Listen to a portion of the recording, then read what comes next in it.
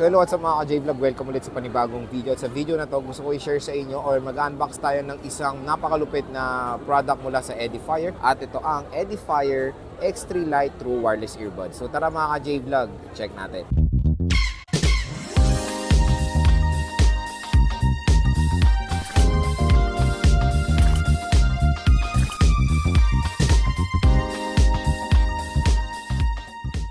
So may panibago tayong product dito mula sa Edifier at ito yung nasa nila, mas affordable side ng mga wireless earphone at ito ang X3 Lite True Wireless Earbuds mga ka-J-Vlog. At kung interesado kayo dito, ilalagay ko po yung link nito sa description. At ang maganda dito, very affordable lang po itong True Wireless Earphone na to. So ito nga, X3 Lite True Wireless In-Ear Headphone siya. At sa mga hindi nakakalam, Edifier ay isang kilalang brand pagdating sa mga paggawa ng mga music equipments tulad na lang ng ganyan, yung wireless earphone, speakers, at marami pang iba. So yun, ang topic natin nga is the affordable side of, so ito yung topic nga natin is the X3 Lite. Ayan siya, ang cute lang ng box, napakaliit. Okay, ang maganda dito, long battery life, 24 hours of battery life. And ayun, open na natin to. So sa charging case, 18 hours, tapos 6 hours yung wireless earbuds niya. So open na natin to. Ayan. Ayan. So, ito yung earbuds. Oy, nahulog na. So, ito yung packaging niya. Nasa labas pa yung earbuds, hindi nasa loob, di ba? Kasi, ganun din naman kahit nasa loob, piniprevent nila muna yung charging yan kasi siniship. May plastic yan. Kaya, maganda, ginawa nila mas pinamukhang presentable. Ganyan yung itsura. Okay, of course, meron tayong USB Type-C cable. Meron tayong after-sales card. And ano pa ba yung nasa box? Wala na dito. Meron tayo dito sa likod. Ito yung kanyang extra ear tips. Manuals, of course. At yun lang naman. Ito yung charging case niya, color white. Ang liit, grabe, napaka-cute mga ka-J-Vlog. Tingnan nyo, napaka-liit, super duper cute. Diba? And of course, ito yung wireless earbuds niya. Ayan. So color white, white na white siya. Kabit na natin, lagay na natin. So ito yung charging case. Grabe ang lupit. Ang liit talaga ng charging case na, to be honest. Ayan o. Ang liit. So meron tayong Edifier brand dito sa taas. Sa likod is the USB Type-C port. And ang maganda dito, matte finish din siya. Matte finish, napakaliit. Sa loob is glossy yung charging case. So lagay na natin siya for the first time sa kanyang charging case. Ano ba to? Ayan. So ito yung charging pin contacts niya. Ayan. Ang liit oh. And may charge siya. Umiilaw siya. Alisin muna natin and explore natin yung wireless earbuds. Lapit kahit. So ito siya. Matte yung kanyang outer part. Tapos yung pindutan matte din. May glossy dito sa ring niya.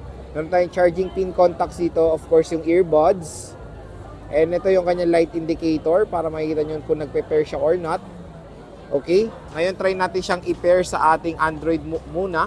At magandang i-remind sa inyo na pwede po ito sa Android and iOS. So, Android muna tayo. Try natin siyang i-pair. On natin. Naka-on tayo.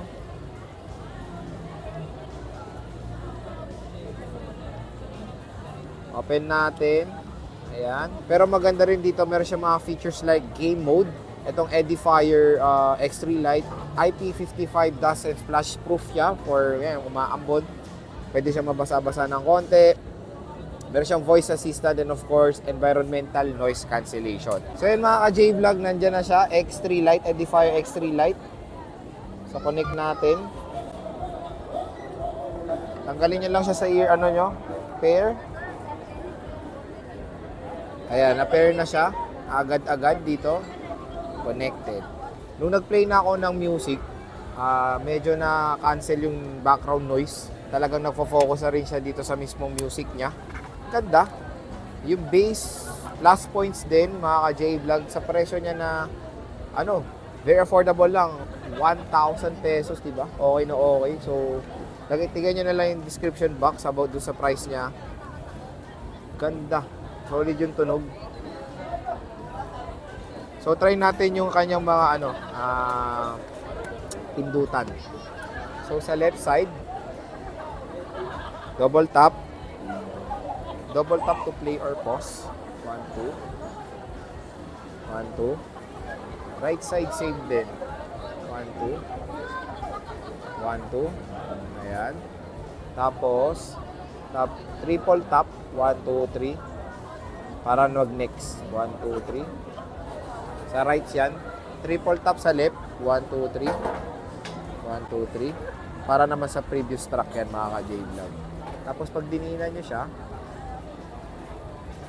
ayan, voice assistant pag diniinan nyo sa right side. Sa left naman, pag pinindot nyo na matagal, game mode siya, game mode. So, kailangan nyo on yung game mode pag naglalaro kayo para sa latency rin. Okay, maganda siya. Kung buo yung base. Nakatodo na to. So pagdating sa quality, plus point sa akin yung base na itong si Edifier X3 Lite. Sa ganung presyo or sa very affordable lang na presyo, nakapag-provide siya sa atin ng magandang true wireless earphone na merong outstanding bass quality. So yun, kung interesado kayo sa Edifier X3 Lite, check nyo na po yung link na ito sa description.